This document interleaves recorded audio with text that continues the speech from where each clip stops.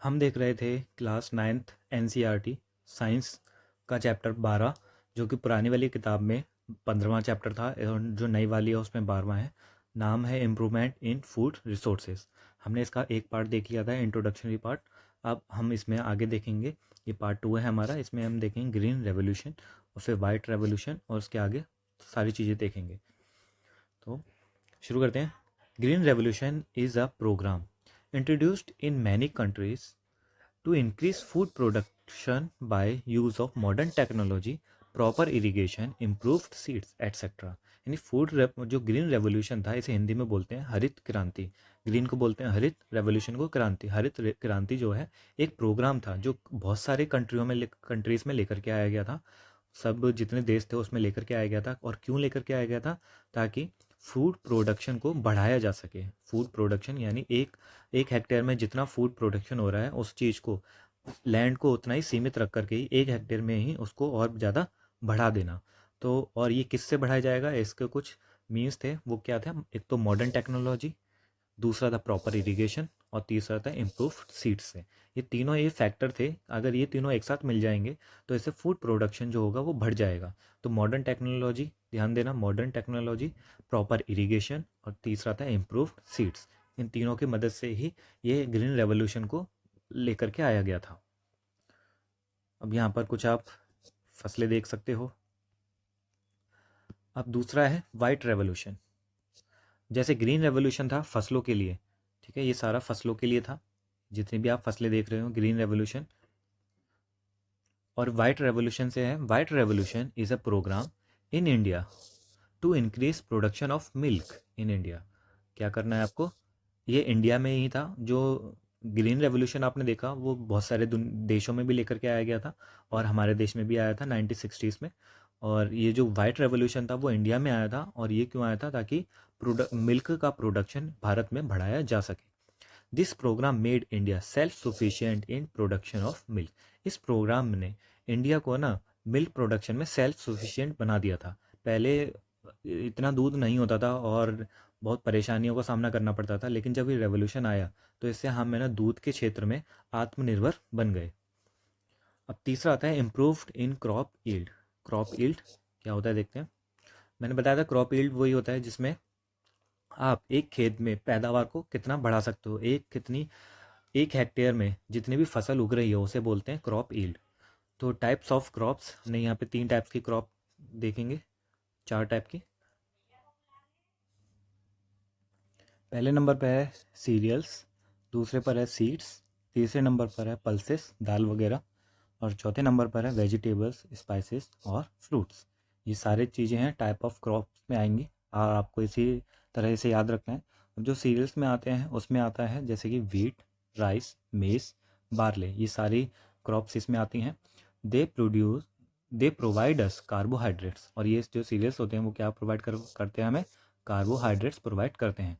तो अगर जो अभी आप वीट, राइस और मेज और बार्ले खाते हो सब कार्बोहाइड्रेट ले रहे होते हो। और हमने ऊपर देखा था ये सब क्या होते हैं? न्यूट्रिएंट्स होते हैं। दूसरे नंबर पर आते हैं सीड्स।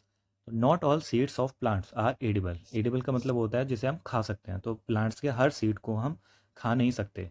जैसे कि सीड ऑफ एप्पल और चेरीज, हम एप्पल के सीड को और चेरी के सीड को नहीं खा सकते। Edible seeds include cereals, pulses, oil seed, nuts, ये ही होते हैं एडिबल सीड जिन्हें हम खा सकते हैं। They provide us fat. और ये हमें क्या प्रोवाइड करते हैं? फैट देते हैं हमें। तो अगर आप किसी को वजन बढ़ाना है तो वो ऑयल सीड, नट्स, पल्सेस और सीरियल्स ये सब चीज़ें खाएंगे तो उससे उनका फैट जल्दी बढ़ेगा। और अगर किसी को ताकत चाहिए तो कार्बोहाइड्रेट्स से ताकत मिलेगी। तीसरे नंबर पर आता है pulses. They include leguminous such as gram, P, black gram, green gram और लेंटिन। ये सारी लेगुमिनस क्रॉप्स होती हैं। लेगुमिनस का मतलब होता है जैसे लंबी लंबी होती हैं, वो ऐसे लंबी सी बनी होती हैं, उनको लेग्यूम बोला जाता है। उन्हें लेगुमिनस प्लांट्स भी बोलते हैं। इसमें ग्राम हो गया, पी हो गई, इनके आप देखोगे तो लंबी लंबी, जिसमें क्या टर्म होता है वो, हाँ वो होता है फली, फलियाँ होता है लेग्यूम का मतलब। तो जो फलीदार पौधे होते हैं इनमें बोला जाता है, इसी में ही सारी चीज़ें आती हैं। और दे प्रोवाइड अस प्रोटीन। और ये सारे क्या हमें देते हैं? प्रोटीन्स देते हैं। और प्रोटीन से आपको पता है बॉडी बिल्डिंग फूड होता है। जिसके भी अगर प्रोटीन नहीं है जिसके शरीर में, उसमें उस का फैट तो बढ़ जाता है, लेकिन प्रोटीन से ना हमारी मांसपेशियाँ बढ़ती हैं। तो जो बॉडी बिल्डर होते हैं वो इसका चीज़ का ज़्यादा यूज़ करते हैं। तो अगर आप बॉडी बिल्डिंग करते हो और आप पल्सेस का यूज़ ज़्यादा करोगे तो आपका जो प्रोटीन होगा आपके फैट में वो अच्छे से बढ़ने लग जाएगा, आपके मसल्स बिल्डिंग होगी। तीसरे चौथे नंबर पर आता है वेजिटेबल्स, स्पाइसेस और fruits. They provide us vitamins and minerals, और ये हमें क्या देते हैं, विटामिन्स और मिनरल्स देते हैं। ये हमारी बॉडी के लिए बहुत ज़रूरी होते हैं, लेकिन इससे कोई ताकत वगैरह नहीं मिलती। विटामिन्स और मिनरल्स की बात कर रहा हूँ मैं, वेजिटेबल्स की बात नहीं कर रहा। तो विटामिन्स और मिनरल्स भी प्रोवाइड करवाते हैं हमें। They include apple, mango, cherry, banana, watermelon etcetera, ये सारी चीज़ें होती हैं। अब vegetables like spinach, leafy vegetables, carrot etcetera, और spices like chilli, black pepper, fodder crop, oats etcetera. यहाँ पर ये बता दिया है, इनको अलग अलग कर दिया है कि वेजिटेबल्स में क्या क्या आएगा और स्पाइसेस में क्या क्या आएगा। नेक्स्ट है हमारा क्रॉप सीजन। क्रॉप सीजन के ऊपर बात करते हैं। Different crop requires different conditions. जो जितनी भी अलग अलग तरह की क्रॉप होती हैं उनको ना अलग अलग तरह की कंडीशंस की ज़रूरत पड़ती है। जैसे बढ़ने के लिए कोई सर्दी में उगेगी, कोई गर्मी में उगेगी, या किसी को ज़्यादा पानी की ज़रूरत चाहिए या किसी को कम पानी की ज़रूरत है। तो इस तरीके से डिफरेंट क्रॉप्स को डिफरेंट कंडीशंस की ज़रूरत होती है। और इन कंडीशन में क्या क्या शामिल होता है, टेम्परेचर और मॉइस्चर, और भी बहुत सारी चीज़ें शामिल होती हैं। यहाँ पे दो ही बताई गई हैं, टेम्परेचर और मॉइस्चर। टेम्परेचर का मतलब हो जाता है कि आपको धूप कितनी चाहिए, और मॉइस्चर का मतलब आपको पानी की नमी कितनी चाहिए, कितना पानी चाहिए आपको, कम या ज़्यादा। जैसे गन्ना हो गया उसको ज़्यादा पानी चाहिए होता है, और पैडी हो गया उसको भी ज़्यादा पानी चाहिए होता है। अब different photo period during the sunlight for their growth and completing life cycle. अब इसमें जो डिफरेंट कंडीशंस चाहिए होती हैं उसके साथ साथ डिफरेंट फोटो पीरियड भी चाहिए होता है। फोटो पीरियड का मतलब होता है धूप कितनी आ रही है उनको, तो ये चीज़ भी उनको देखी जाती है, और ये उनकी ग्रोथ के लिए ज़रूरी होती है, और जो उनका लाइफ साइकिल होता है उसको पूरा करने के लिए भी, क्योंकि अगर ये लाइफ साइकिल पूरा नहीं करेंगे तो ये मर जाएंगी, और ग्रोथ नहीं होगी इससे तो भी मर जाएंगी। तो ये ड्यूरेशन ऑफ सनलाइट होता है, फोटो पीरियड को कहते हैं। अब the two types of crop seasons are, दो टाइप के क्रॉप सीजन्स होते हैं। पहला होता है खरीफ सीजन, दूसरा होता है रबी सीजन। तो खरीफ सीजन होता है आपका these crops grown during rainy season. जो रेनिंग वर्षा ऋतु वाला जो मौसम होता है उसमें खरीफ सीजन की फसलें उगाई जाती हैं, उसे खरीफ सीजन बोलते हैं, और ये शुरू होता है जून से अक्टूबर में। इसके एग्जाम्पल है black gram, green gram, pigeon P, rice, paddy, soybean. तो ये सारे एग्जाम्पल हैं, black gram, green gram, pigeon P, rice, paddy और सोयाबीन। ये सारी खरीफ क्रॉप हैं, और आपको ये सारे ही याद करने हैं, क्योंकि इसी से ही प्रश्न पूछा जाता है। क्वेश्चन पूछते हैं कि ये सारे किस चीज़ के एग्जाम्पल हैं, या फिर खरीफ के एग्जाम्पल बताओ, रबी के एग्जाम्पल बताओ। तो ये खरीफ के एग्जाम्पल है ये, और किस सीज़न में होता है वो भी। अब रबी सीजन होती है, these crops are grown during November to April. जब सर्दियों का मौसम होता है उसमें रबी सीजन बोलते हैं उसे। Rabi crops are known as winter crop, इन्हें विंटर क्रॉप बोला जाता है, जैसे कि वीट, ग्राम, पीस, मस्टर्ड और लाइन सीड। ये सारी जो होती हैं ये सर्दियों वाली फसलें होती हैं, सर्दी में उगाई जाती हैं। नेक्स्ट है approaches which enhance the crop yield are as shown. तो हम जो क्रॉप यील्ड को कैसे बढ़ा सकते हो उसके क्या क्या तरीके हैं, कैसे उसको बढ़ा सकते हो, आप किस तरीके से बढ़ा सकते हो क्रॉप यील्ड को, तो उसके बारे में बताया गया है। तो पहला है क्रॉप वैरायटी इंप्रूवमेंट। पहला कैसे बढ़ा सकते हो आप, क्रॉप वैरायटी को इम्प्रूवमेंट करके। जो क्रॉप की जो वैरायटी है उसको आप बढ़ा दो, तो आपकी जो क्रॉप यील्ड होगी वो बढ़ जाएगी, यानी जो पैदावार है वो बढ़ जाएगी। दूसरा है क्रॉप प्रोडक्शन इंप्रूवमेंट। तीसरा है कि प्रोडक्शन में इंप्रूवमेंट कर दो, क्रॉप के प्रोडक्शन में, तो भी बढ़ जाएगी। तीसरा है क्रॉप प्रोटेक्शन इंप्रूवमेंट। तीसरे में अब क्रॉप को है ना, जो अगर आपने दोनों चीज़ सही कर लिया, वैरायटी सही कर लिया, प्रोडक्शन भी सही हो रहा है, आपने जितने प्रोडक्शन के लिए फैक्टर थे वो सारे सही सही करे हैं, लेकिन प्रोटेक्शन आप नहीं करोगे तो उसमें बीमारियाँ लग जाएंगी, कीड़े मकोड़े खा जाएंगे, और पैट्स होते हैं वो लग जाएंगे, तो इस वजह से ना वो बिल्कुल ही ख़राब हो जाएगी। तो इसलिए प्रोटेक्शन बहुत ज़रूरी होता है। तो क्रॉप प्रोटेक्शन इंप्रूवमेंट, ये तीनों होते हैं। तो variety improvement, production improvement, protection improvement, ये तीन चीज़ें होती हैं। आइए इन तीनों के बारे में जानते हैं। अब क्रॉप वैरायटी इंप्रूवमेंट, पहला है ये crop variety improvement. Factors by which variety improvement can be done are, यानी वैरायटी इंप्रूवमेंट जिससे भी हो सकती है उसके कुछ फैक्टर्स होते हैं, तो वो हम देखेंगे। पहला है गुड एंड हेल्थी सीड्स। अगर वही कहते हैं ना, अगर माँ अच्छी होती है, हेल्थी होती है, तो बेबी भी हेल्थी पैदा होता है। ऐसा ही है कि अगर सीड हेल्थी है और उसमें कोई भी कमी नहीं है तो जो उससे पौधा उगेगा वो भी बहुत अच्छा होगा। तो पहले सबसे पहले ज़रूरी होता है कि जो सीड होगा वो बहुत गुड और हेल्थी होना चाहिए, उसमें कीड़ा नहीं लगा होना चाहिए, अंदर से ख़राब नहीं होना चाहिए। तो इस तरीके का सीड होगा, उससे अच्छी पैदावार होगी। दूसरा है हाइब्रिडाइजेशन। ये हाइब्रिड देखा होगा आपने। हाइब्रिड का मतलब होता है दो किस्मों को से अलग अलग दो किस्में हैं, उन दोनों को मिला करके एक नई किस्म बनाई जाती है, उसे बोलते हैं हाइब्रिड। तो इसी इसी को कहते हैं हाइब्रिडाइजेशन। तो it is the process of crossing between two और मोर genetically dissimilar plants to produce a new variety with good properties of both the crops। वही क्रॉस बिटवीन क्रॉसिंग होता है इसमें प्रोसेस, जिसमें हमने देखा यहाँ पर एक है, यहाँ पर दूसरा है, और इसमें हमने तीसरा एक बना दिया।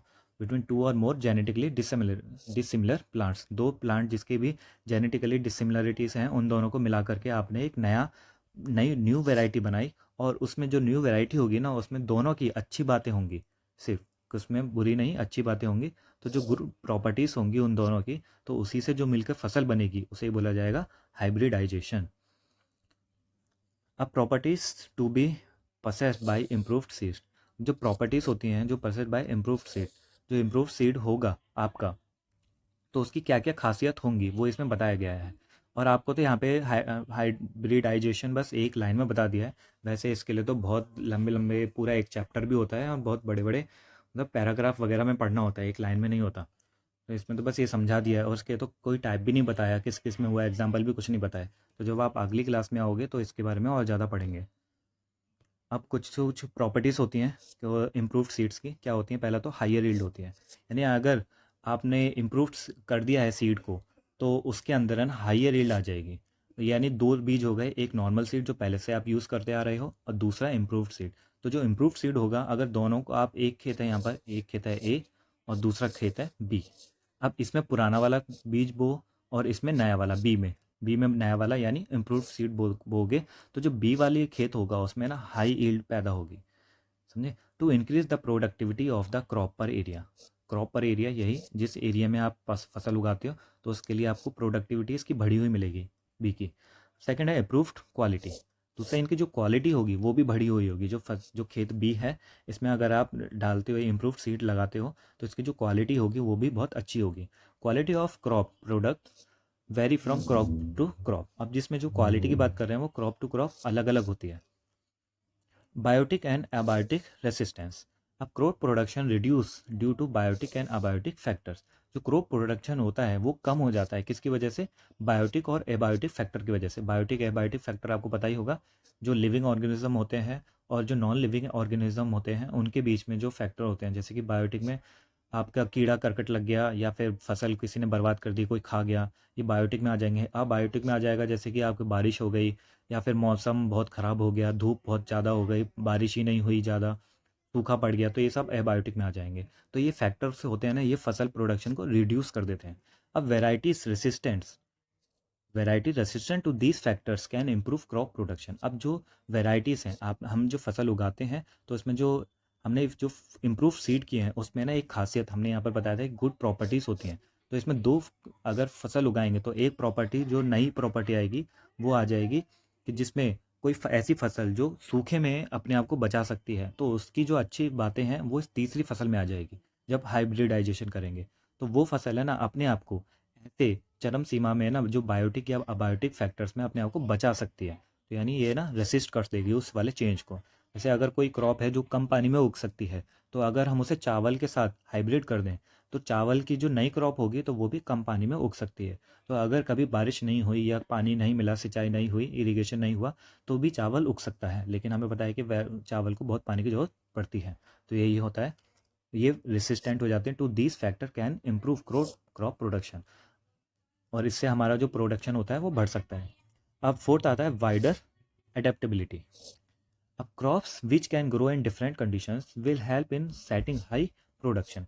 अब जो क्रॉप होती हैं वो ऐसी कंडीशन में, डिफरेंट डिफरेंट कंडीशन में उगती हैं, वो क्या करती हैं, आपको हाई प्रोडक्शन दे सकती हैं। वाइडर एडेप्टेबिलिटी का मतलब होता है कि आपने एक क्रॉप, समझ लो कोई क्रॉप है आपके पूरे इंडिया में, कोई क्रॉप यहाँ उगती है साउथ में, तो उसको यहाँ गर्मी चाहिए, लेकिन अगर उसको पानी की कमी है, लेकिन अगर जैसे ही आप उसे यहाँ उगाओगे उत्तर भारत में, तो उसको पानी मिलते हैं ना, बहुत बड़ी जल्दी उगने लग जाएगी वो। और ऐसे ही अगर कोई क्रॉप है जो पानी में उगती है, लेकिन उसको साउथ में उगाना है, और लेकिन साउथ में पानी की कमी है, तो उसको अगर हम इम्प्रूव कर दें, इसी को जो सीड इम्प्रूव कर दें, उसकी वैरायटी इम्प्रूव कर दें, तो वो क्रॉप है ना साउथ में भी बड़े अच्छे से उग जाएगी। तो इसी वजह यही होता है, और इससे ना जो प्रोडक्शन होगा वो बहुत हो जाएगा। तो ये होता है वाइडर एडेप्टेबिलिटी। तो जो ये सीड्स होते हैं, इम्प्रूव्ड सीड्स होते हैं, ये ऐसे सीड होते हैं कि ना हर जगह अडेप्ट कर लेते हैं अपने आप को, वहाँ के मौसम के हिसाब से, वहाँ के जैसा भी कंडीशन है उसके हिसाब से अडेप्ट कर लेते हैं, और अपने आप फसल को अच्छे से बढ़ाते हैं। अब फिफ्थ है हमारा डिज़ायर्ड एग्रोनोमिक ट्रेट्स। जो एग्रोनोमिक होता है, एग्रीकल्चर और इकोनॉमिक, इन दो शब्दों को मिला के बनाया है एग्रोनोमिक। तो डिजायर्ड एग्रोनोमिक ट्रेड, ट्रेड मतलब लाभ वगैरह। तो जो हम एग्रो इकोनॉमिक से लाभ पाना चाहते हैं, वो ये सीड्स हमें लाभ देते हैं। ठीक है।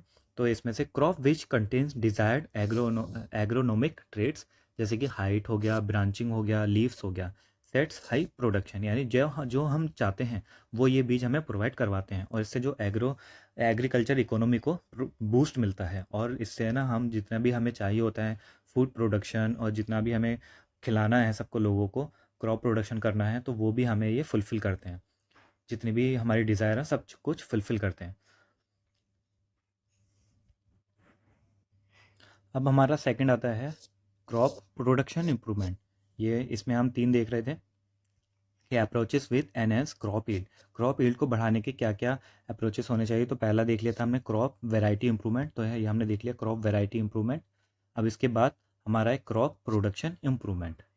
क्रॉप प्रोडक्शन इम्प्रूवमेंट इसको हम अगले पार्ट में देखेंगे, इसको और तीसरे को प्रोडक्शन वाले को। तो ये अलग में इसलिए देखेंगे क्योंकि प्रोडक्शन इम्प्रूवमेंट में हम इसमें पढ़ेंगे ये मैन्योर के बारे में और फर्टिलाइज़र के बारे में। तो इस ये सिर्फ एक ही वीडियो में आ जाएगा आपका। तो मिलते हैं अगले पार्ट में, हम इसको देखेंगे क्रॉप प्रोडक्शन इम्प्रूवमेंट को।